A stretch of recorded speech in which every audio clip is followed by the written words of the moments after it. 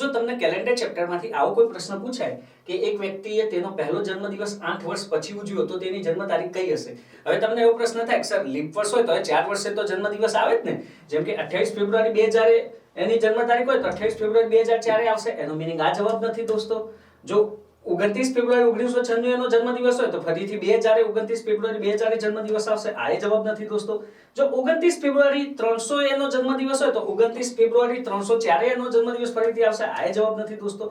તો આ પ્રશ્નમાં આ જવાબ બનશે 29 ફેબ્રુઆરી 1896. કેમ કે દોસ્તો જો 1896 લીપ વર્ષ છે, બરાબર, પણ એમાં તમે 4 ઉમેરો તો આવશે 1900. હવે 1900 કેવું વર્ષ છે? શતક વર્ષ છે દોસ્તો, જેને 400 વડે ભાગી શકાતું નથી તો એ લીપ વર્ષ નથી, બરાબર. તો 1896 પછી ડાયરેક્ટ લીપ વર્ષ આવશે 1904.